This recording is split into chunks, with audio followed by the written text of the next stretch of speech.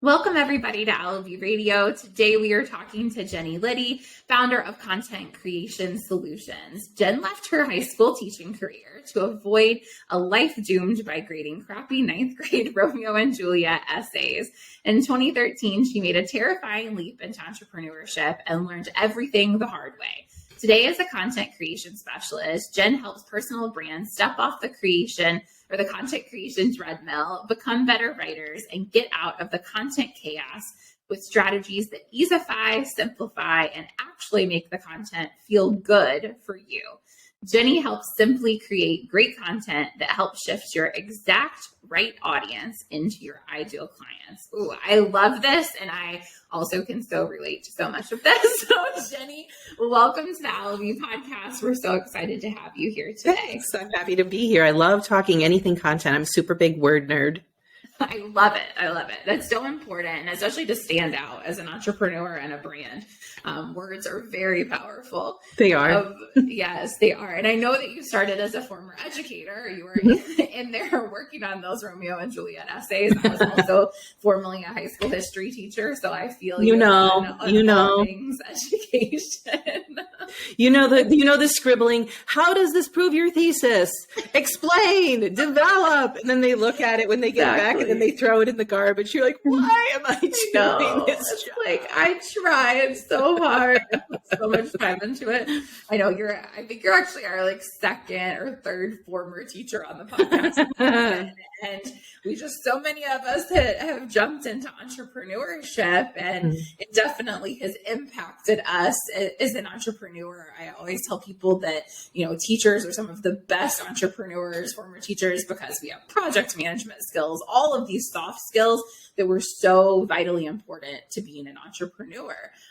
So I can definitely understand the path that kind of led you to this, but I'd love to hear from you exactly how you made that kind of scary leap into entrepreneurship. Yeah, I want to really start by saying it was very scary. I had a couple of things going for me that most teachers don't have going for them. And that is my husband and my mother-in-law were both entrepreneurial. So it was kind of normalized in my house that you didn't necessarily have to have a job, right? So I grew up, you had a job, there was a check that came in, things got pulled out of that check and you never saw them, but the money, you did get paid. And that was how I was taught you work. Also, the ethos in my family growing up was you work hard, and that's how you get paid. And I got into the middle of my teaching career, like 14 years in, and I was a really, really good teacher. And I was like, I'm working really hard, but I'm not making any money. And I have 2 master's degrees and I'm not making any money. And it just felt, it felt like, what am I doing wrong? Right? Like I loved the work. I loved teaching and I still love teaching. And I always said teaching to me was like breathing. So it didn't feel like a huge lift, but it was, because you're always bringing home papers. And even in the summertime, you're thinking about, oh, I just had this experience. How can I turn this into a lesson for my students? Or here's a new book I read. You're always thinking about them. Right.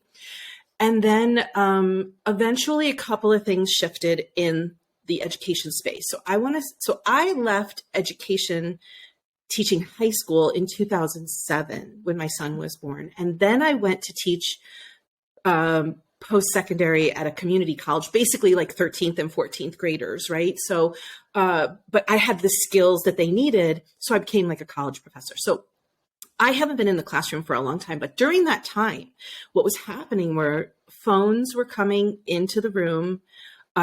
Kids would be texting. Remember back when we would have to text JKL, and remember we would have my kids would be having their stupid little crappy flip phones out and texting under their desk. And I would say, I don't care what you're doing under your desk, put whatever it is away and put your hands on top of the desk so that we can do some learning. And I just felt like I had become this. I felt like I wasn't an educator anymore. I felt like I was a police person, and that I was, I would do that thing, that classroom management thing where you move around the room and you're teaching and you're talking and you're pretending everything is fine, but you really just want to be in proximity to them. And I don't know. I just happened to notice probably after a year of this kind of just wearing down on me that I was in the shower a lot, and I would think, is it worth it to do sub plans for the day? Do I want to get a substitute teacher in, or is that too much work? Or should I just go into school and suck it up and do my thing? Like, what would be easier? So I realized like I was always looking for a way out. Oh my God, August was like one big Sunday night. Sunday nights were like, I don't want to go tomorrow. I just noticed I was really getting worn down, and I was like, but I love teaching. How can I be feeling this way? Also, I spent like a lot of money on my 2 master's degrees, right? So there was just a lot of resistance to me admitting that this wasn't really working for me anymore. The other thing I will say is, if you are a teacher or an educator listening to this, you're surrounded by teachers, and that's the norm. It's like this dysfunctional norm, right? Like that you're supposed to work hard. You're supposed to stay late. You're supposed to get there early. Of course, you're supposed to have another essay due. It's just more and more and more and more and more. And teachers, when I announced to my teacher friends and colleagues that I was leaving to go start a business with 2 friends, they couldn't believe it. They thought but they were like, but what about your retirement? I was like, I don't know. I have to do something. I would go be a greeter at Walmart or work at McDonald's, because I can't do this anymore for the next 40 years for the promise of $24,000 in my retirement. Like I just couldn't anymore. But I always like to say I did have the privilege of support at home, and that made it easier for me to cut it off completely and make the huge leap. And it was terrifying and it was scary. And I did this other thing that teachers do. And I'm wondering if your audience can resonate with this. As a teacher, you're often told you're just a teacher. You're just a teacher. You don't really know anything. You don't know anything about the kids. It's coming from the parents. It's coming from the kids. It's coming from the administration. It's coming from society. You're just a teacher. And you feel like, oh, maybe I'm not a professional. Maybe I have no other skills than to get into this classroom every day and do my tap dance and get kids to like think critically. And I want teachers to know they can, and they have incredible skills, but they just haven't been tapped for that. And it is really defeating when you're like, but I'm smart and I'm creative, but you wind up not seeing those things in yourself anymore. And that's kind of where I was when I left, and it was scary and I didn't know what I was doing. And you don't need to get a business degree to start a business. That was another thing. Like, oh, I have imposter syndrome. I don't have a master's degree in business, but I do have 2 master's degrees. So I must be a moron, right? Like I can't start a business. So there's a lot of baggage, I think, that comes with being a teacher and then leaving the teaching profession. Yeah, it definitely, there's so much there and so much to unpack too. I think that we've just done all teachers a disservice in our society and how we approach education. It's so vital to our society, yet we don't support, we don't pay, we don't treat them well, we don't allow that there to be other paths after teaching. And right. We set people on this like, you must be in teaching for 40 years, like kind of concept where it's like, but maybe if we had teachers coming in for like 5 years and then going out into the world and doing other stuff, and then maybe even coming back again, like I feel like there's just such a bad like thing around it. My brother's a teacher. My mom was a teacher. Like I've heard so many stories about education, and I got out early because I was like, it must have also been just generally teaching around that time period.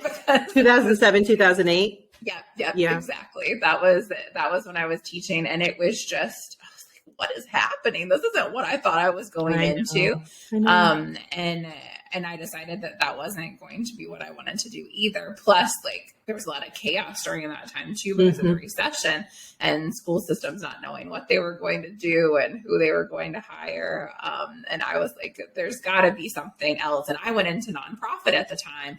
Because I was like, okay, well, maybe that's another path like that I can do.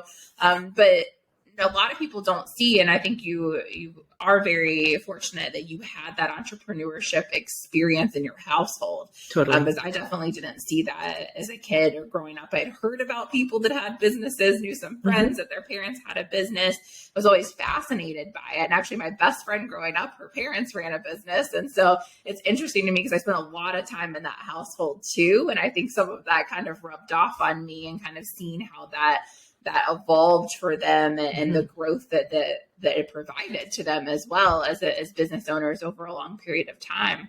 But yeah, I think that we often don't see the potential future that we have and what skills that we can bring to the table. And I know I mentioned that at the beginning that teachers have so many good skills. Like they're so smart.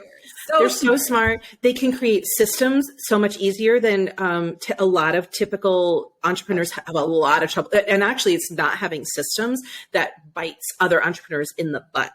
They can usually create programs really easily because they have been creating unit plans and lesson plans, and they've probably been working on K through 12 entire curricula, right? Like they have the ability to like turn on a dime, to manage different types of personalities in a room. Like it is incredible what teachers take for granted. And so anybody who's listening, I would love for you to think about the things that you do every single day that you do as a routine, like breathing involuntarily, and how that might benefit you someplace else in the world, even if this is only for people who obviously want to get out of teaching, but, and the other thing I will say is, I still teach. I teach content creation, copy, messaging, and systems, right? Like I still teach. The difference is the people who I teach want to be in the room with me and they actually care about learning. Yeah. And that was a big aha. And I get paid really well for it. So I remember the bottom line for me was it was like 2013. I was at the end of a semester. It was December 2013. I was at the end of a semester with my English 101 students and my English 102 students. Like, so literature and writing, both. And we had been talking about topic sentences and thesis statements, like all the boring crap that you need to learn at the beginning of your college life, right? And it was a week before their final essays were going to be handed in, and I'm still teaching thesis statements. And I stood up there, I'm like, you guys, I've got 2 master's degrees. I personally don't need to learn this anymore. You're the ones who want a degree. And if you care, then you need to care about getting your message across and communicating and being heard. And we have been doing this for 15 and a half weeks at this point. I can't stand up here and tap dance for you. I can't want it for you more than you want it for yourself. And they looked at me like with big, big eyes, like, I can't believe she's saying this to us. And I was like, I'm saying it. And you know what else? I'm done. Like I am done teaching people who don't want to learn how to communicate. Yeah. And that was kind of it for me with teaching. And there's always that, that lead up of all of the things and then kind of that defining moment. Even when I left my traditional job to start freelancing years ago, it was that like one of those moments where I was just like, nope, like I'm done. For me, I was having to pump in the bathroom with my baby that was there. And then my boss was like, why are you late to this meeting? And I was like, because I was pumping in the freaking bathroom. Who would have thought? It's just, there's always that. It's just like, no, I'm done. Like I get it. And you remember those moments. But a lot of times it's like a continuous burnout for a long period of time. And I think a lot of teachers probably experience that where they're, almost every year is a burnout. And then they kind of rejuvenate a little in the summer and then back to burnout for the next year. And obviously that's not a great way to live. And I think that we just don't talk enough about burnout in general. So I'd love to kind of tap into that now. I know that you talk about this a bit, about making like that me time when burnout strikes. So I'd love to hear your opinion kind of on how to overcome that burnout or, navigate it as well. Well, one of the thing that I specialize in now is, so I'm married, teaching English with learning how to do a business with all my nerdy, like systems, linear brain. I married it all. And now I teach content creation. And it's very easy to burn out. It's actually something that people worry about when they start a business, like, oh my God, I have to market myself and I have to create content. I don't know what that means. I don't know how to do it. And then you kind of like start learning from everybody and you take it all in, and everybody's got a different opinion on how to do it. And I just want to say there is no one right way. Nobody's system will work for you. You have to take what you like and get out the rest and decide what works for you. Really do that synthesis of taking all the things and making it yours. But it's very easy to burn out when you're a business owner, especially if you're a solopreneur. especially if you don't have a team yet. And especially if you don't really know what you're doing yet, it's very normal to not know what you're doing. Your whole first 3 years is really like, it's kind of like it was when you're a teacher. You're gathering information, you're learning how to do this thing, and you're taking in information from everyone. That can burn you out. The feeling of imposter syndrome or like comparisonitis, that can burn you out. Like always looking at what somebody else has and comparing yourself to that and wishing you were there, like that can burn you out. But frankly, the tasks, the everyday tasks, because there's so much to do, that can burn you out. So the thing that is important is to be on the lookout for burnout. And I didn't know to be on the lookout for that because the entrepreneurs in my life, namely my mom, my mother-in-law, and my husband, they had gotten past that 20 years ago. They were like 20 years into their businesses. So it was just like a chugging machine for them. And so that was kind of new to me when I started my first business. And I was like, I'm working 70 hours a week and I'm not making any money. Like I could just go back to teaching and make more money and work less hard. So I think being on the lookout for burnout, and then notice what you're feeling, how it's showing up for you. Like I remember I said, like in the shower, I'd be washing my hair and that feeling would come over me, like, how can I get out of going to school today? That's an indication that something is amiss. Yep. For me, another indication was, so my first business was in a brick and mortar fitness studio. I was the operations and communications person. It was completely out of my wheelhouse, but that's, again, my nerdy systems brain and my word brain, like that. Those are the two things I got in charge of, right? And about 3 years in, a colleague down the street at a yoga studio had sent out a message to her clients, and I was on her list. And she said that she was leaving yoga and she was going to go get a degree in psychology and she was closing down her business. And my first gut instinct was to feel jealousy. And I was like, I don't feel jealous normally. Like, I'm not a jealous person. That's not my thing. But that was an indication for me to tune in. Like, oh, what am I jealous about? Oh, she's getting out of this freaking business of owning a fitness studio or a yoga studio. Oh, what does that inform for me?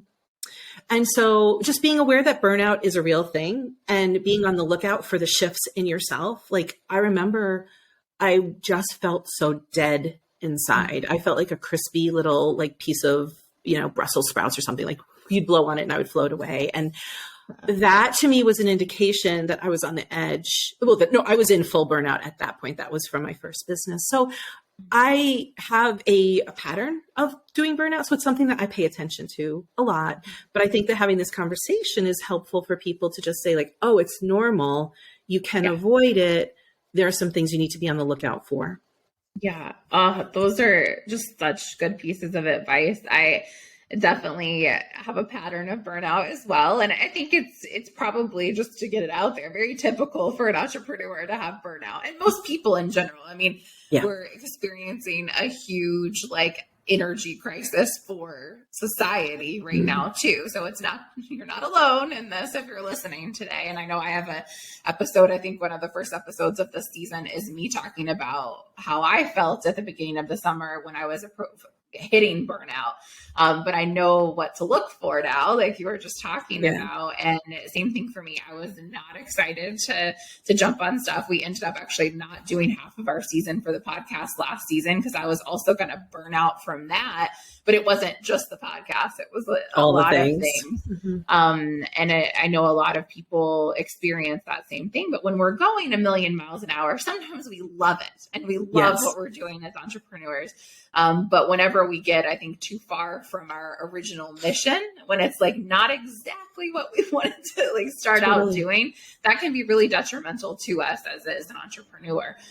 Because especially if you're a solo entrepreneur and you're showing up every day for your business and yourself, it's very hard to kind of disconnect your business from you as well. I know that is a struggle for a lot of business owners, and I had to kind of pull back and look at what's the impact that we're making. What is the, why am I doing this? My business is not me. If my business fails, how will I feel? And really try to pull out from it. once I noticed those signs that were happening. So yeah, those are great pieces of advice if you're starting to hit burnout or hit the wall. Yes, you have to do something about it. So obviously you overcame that burnout at some capacity several times. Several times. Same here. And started your current business that you have now. And so what has been the biggest challenge? I mean, burnout obviously was probably a big challenge for you, but as you maybe now into this current ideation, I always look at our businesses as just continuing to ideate over time. So in this current ideation of your business, what's kind of the biggest challenge that you faced and how have you been overcoming it or already overcame it? It's a good question, especially you have no idea that you asked at this specific time, but I just decided. So my business went from kind of, after I left the fitness studio, I was general accountability coaching, working with really creative women who kind of couldn't get out of their own way because I'm a very logical, sequential, grounded person. And they like to think in circles. That's still my client, but I moved from like accountability to general business coaching. And then I found that I really love talking about content and words, and like I can pull your ideas out of your head and make them into something that sounds like you in a way that feels good to you. Like it's really can be very personalized. So I just kept leaning into this thing of like, you were an English teacher, words are your thing. Your natural capacity is to be organized and sequential. Like, how can we package all of that up? And so I really just got into a very narrow lane because that works for my brain. I think the more specific you can be with who you help, the more easy it is for you to be well known for something. Like I want to be known for content creation, copy messaging, right? And when you're like super general, it was harder to be known for that. But that doesn't work for everybody's brain. So I really like people to understand, like you can create and create the business that works for you based on like your personality, your strengths, how your brain prefers to work. So that is the business I created for myself. And what I did was I created a membership called the Content Creators Studio. And it was exactly what I wanted it to be. It was like an online classroom. And I showed up every week for my members and they would learn how to do content creation in a way that felt good for them. Excuse me. And I marketed it and I did all the things. And I always had like 33 people in it. Like 2 people would come in, 2 people would leave. And it was a monthly membership kind of thing. And the people who have been in it, people have been there since the beginning, right? So I knew it was working. And I realized everybody online tells you, go big, scale, scale, scale. And that's, the way that you can do that is with a group program or a membership or product-based stuff, like lots of ways to do it. And I had to realize, and this has only happened within the last 2 weeks, like my brain does not, let me back up. To make the money that I want to make every month, which is my goal is $20,000 a month, I need 200 people in that group paying $97 a month. At the moment, 33 people are in there. Most of them are paying $37 a month. And they're like lifetimed in there, legacy in.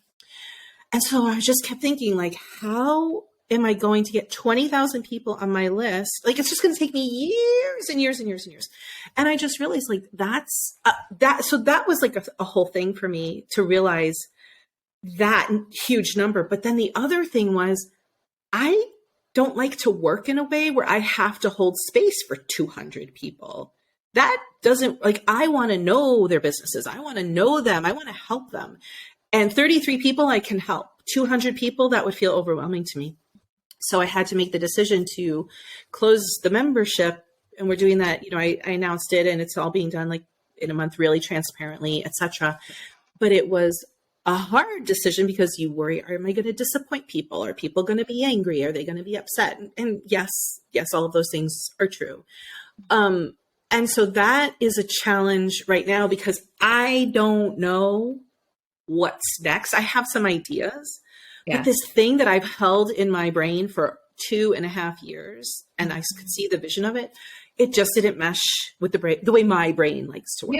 Yeah. And so that has been a very big challenge right now, to trust that intuition again of like, this isn't, you created it, you did it, and it's not working. And before I burn out, I need to change something up. So I guess this is a good moment to say like, oh, I noticed the things that were tapping on my shoulder and saying, hey, if you don't figure this out, you're going to go back into burnout. Yeah. It's interesting that your container size, and I love this conversation because it's something that I've struggled with a lot, especially as building a tech company that like we have investors, like you have to scale, you don't have a choice. Like that's the whole point. And I chose that path intentionally because my goal was to get more women paid for flexible work and help support these small businesses and solo entrepreneurs that were not getting a good way to outsource. So it fits our model, it fits my vision, all of that. But same thing, I'm very good at holding containers for smaller groups of people. So like a classroom. Exactly. The classroom size, literally. Yeah. As we do that.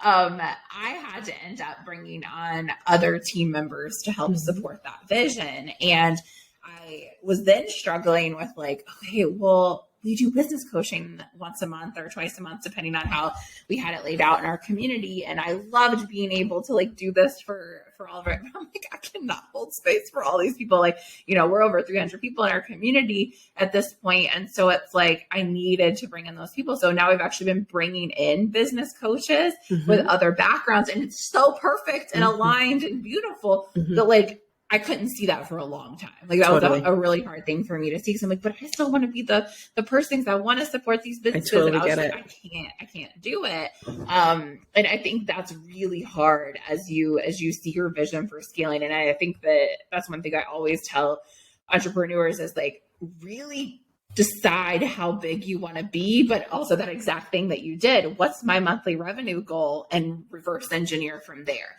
because it has to align to what you want to make or have to make. Like it has to fit that, because if not, you're going to be mad about something that's further down the line. And it's hard because like that was a good thing for you. Like that membership worked for a long time and for a lot of people.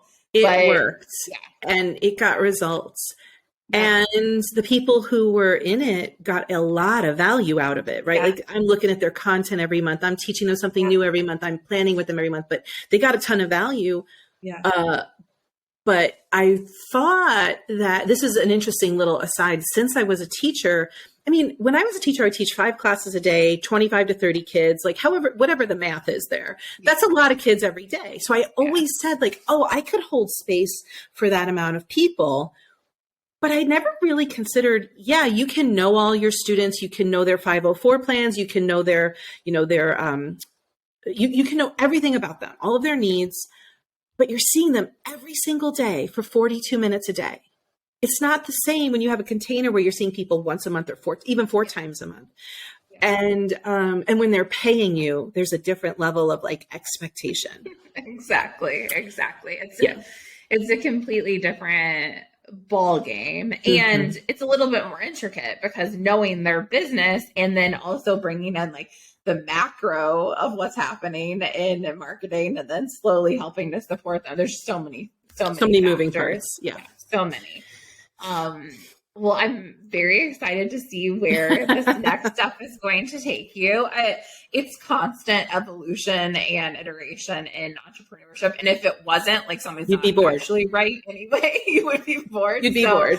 Yeah. And I mean, I always look at it as like, well, everything that happened in this can still be like, I mean, maybe you create a course and you can sell like a bunch of the stuff that you did in that one evergreen, and then a group coaching program that launches 3 times a year. I mean, there's so many things you can do. Totally. Which is exciting. Yeah. But yeah, I mean, definitely that reverse engineering of the price that you have to make. And I always find that when like the money and the output like are not aligned, then it always messes up. Yeah, it always messes up. And coming from, and I will say I've done a lot of therapy and healing around this particular piece, is teachers go into teaching because they want to help. Nobody goes into teaching to say, I want to make a lot of money. So if you're saying you want to make a lot of money, it feels really gross to you. So you've got to figure out all of that money garbage, because that's also holding you back from having the business that you want. Yes. Then you just have a very expensive, exhausting hobby. It is. And you you have to be able to charge what feels good to you, but a push for you. Like Totally. it's a push to make that. And the right people will come. It's not like build it and people will come and you do nothing, obviously. You know, you have to put a lot out there, but at the same time, it's like the right scenario will pan out. And if it isn't, then you'll pivot and you'll iterate in a different direction. Trusting yourself that you'll pivot and iterate and it will work out is really hard. And it's also really scary. And you have to kind of take that leap. That is why I think that entrepreneurs who are out there giving advice to like, go quit your job and follow your passion and it will, the net will appear. That is scary advice to me. I don't think that that's right. And so, like I said, I did do that. Again, I had a partner who was really supporting me in that. Not everybody has that. Some people have partners who are in their ear going, how are you going to do this? You're going to lose all your money. You're going to lose your, you're going to lose your retirement fund. Like they're just in their ear, like, you're crazy. What are you doing? What are you doing? And so surrounding yourself with people, even if it's online, who are great mentors, who following people online who align with you, like those people who are ahead of you. And if you're following an entrepreneur, especially in the guru age that we're in, you might be like, yeah, I don't like that. It doesn't resonate with me. Do I really have to do that? No, you do not. There's nothing you have to do except really be in alignment for what works for you. Yeah, exactly. I feel like I was actually thinking about this the other day. Like, are there people that I'm still following that I started following when I first started into entrepreneurship journey? And there are a few. And like, I've seen their businesses evolve and change, and I've gotten closer to their, like, you know, to where they're at, you know, over all of these years. But there are several people that I stopped listening to because I was like, nope. Totally. Like, this is not what I'm going to do. And that's okay. And it's the way that like people will outgrow you as you get, you will outgrow people. Sometimes I open up my YouTube for every morning I do my tapping with Brad, and I open up a YouTube and there's always some crappy white dude with yelling at me. Like, if you just do what I say, you're going to make $1 million. And I'm just like, Brad, I love you and I want to tap with you, but I wish you didn't have these shitty ads on your videos. Like, I don't want to even hear their voices or like hear anything from them. Yeah. It's so true. Like, I have just been very baffled at the stuff that's out there. I think a lot of people are still eating it up. I'm like, how are you still eating this up? A lot of men jumped into the like personal development, business coaching world over the last, even over the last 8 years since I've been a full entrepreneur. And it was a lot of women at the beginning, like, and they're still there. They've done really great for themselves, but also there are a lot of men out there. And I think that naturally, you know, women are going to be more attracted to the feminine approach to business. But there's a lot of masculine pull there and influence, just like there is in any business space. Totally. Like in corporate America, even in education, like in all the places, there is that masculine feel. But I think especially if you're coming from a more nurturing quote unquote career, you've got to make sure that like, you know, that's in your background and the impact, like that's going to be a play. So like, I know for me, I always struggled with that, like with the charging at the beginning. I had to do a lot of money work myself too. But I also found that I was struggling with the element of, am I making an impact? Is this doing good in the world? Am I doing enough? And am I doing enough? And so what I ended up doing was like, I always did one pro bono project a year. I was doing web design as a freelancer. And so that was like, I always did that once a year. It was like, I felt good about it. It was always, I partnered with an organization that I really loved and did a project for them. And it was like my one thing. And then I knew that I had that container filled for myself. It's nice. Yeah. But I didn't have to stress about it the rest of the year. You could charge everybody else. Yeah. Exactly. And I mean, obviously I did good in other ways, but that was my like, okay, that's how I'm going to give back with my time and something that I can do. But I think just encouraging people to figure out what that is that you need to like do to fill whatever containers that you need in your life is really important. Well, I have two more questions for Sure. you today. The first one is, what are the best resources that have helped you along the way? We've talked about a lot of different things today, but has there been any like specific person that you followed or book you've read or a course that you've taken that's really helped and supported you? Well, so once you find your people and you really like them, they usually have a podcast. I'm a big podcast listener. So I would say, I know there's going to be a million courses out there that are promising you every single thing. Like, we're going to give you every single thing you need. They don't give you what you need. And so get as much as you can via podcast, find your person, because these huge groups that promise you my course will solve all your problems, there's always something like you haven't done or you haven't thought of, or you need a higher touch. You need somebody paying attention. So find the people, even if they're not internet gurus, even if they're not internet famous, find the people who get you. And if you are going to invest, like I would say at this point in my life, I wish I knew this before.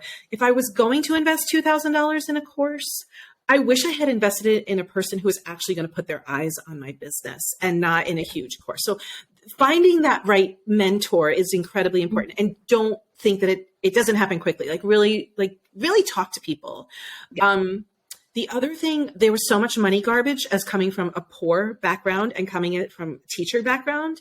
I really had to do a lot of undoing and healing around money garbage. And that might sound weird to you, but I promise you, once you start to understand your relationship with money, being an entrepreneur is a lot easier. My favorite place to dip a toe was really like Denise Duffield-thomas, who does a money boot camp.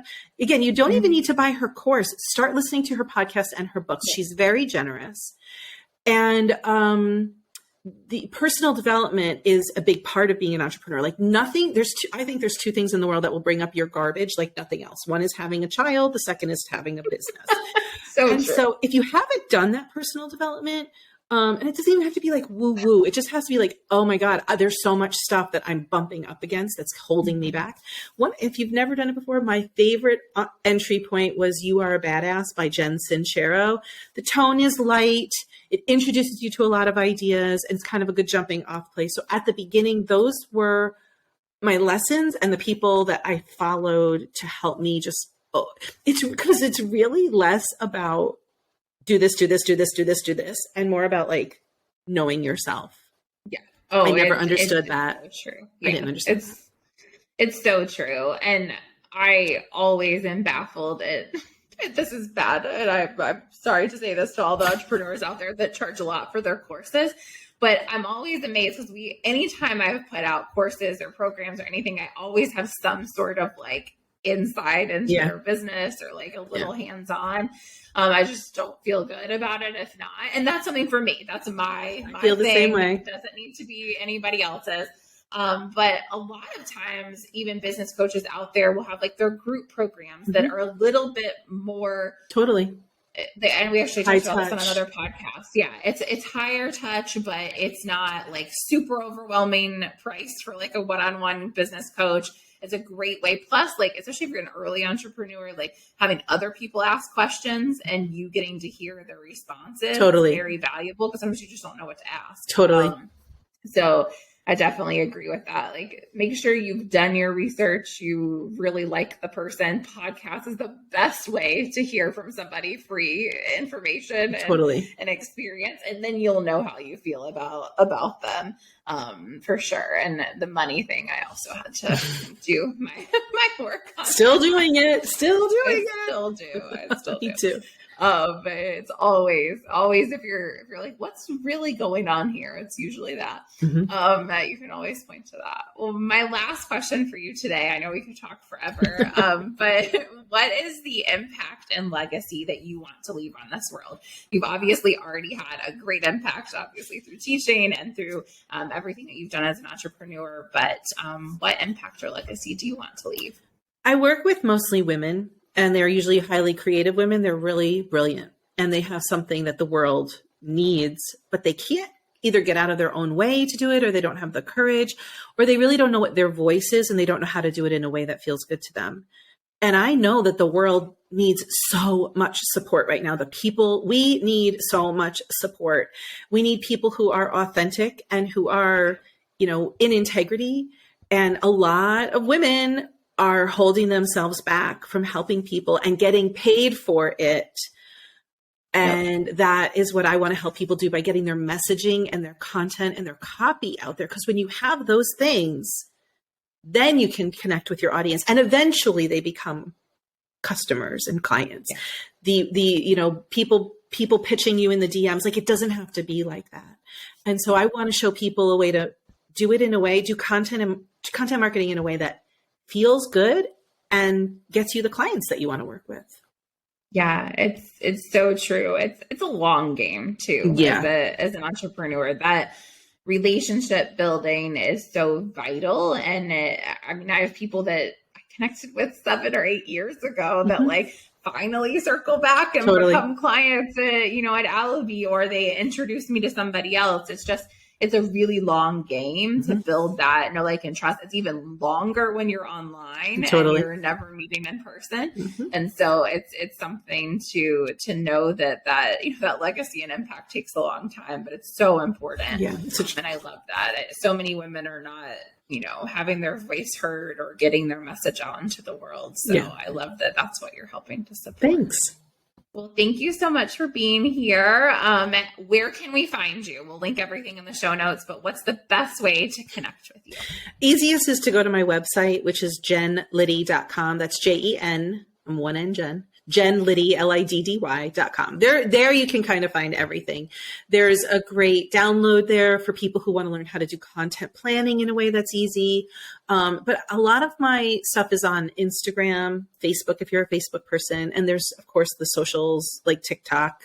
But you can find me if you look for Jen Liddy, LIDDY, coach, Jen Liddy Coach. I love it. Well, thank you so much for being here today. Oh, thank you. And we will definitely be sharing everything about Jen in the show notes. You can go there. And thank you so much, everybody, for listening to today's episode. Next week, we'll be back with another entrepreneur that's going to share tips and tricks as well as their own journey through entrepreneurship with you. And if you have not already subscribed to the podcast, make sure you do that. And then also go check us out at allaby.com. Have a great day, everybody.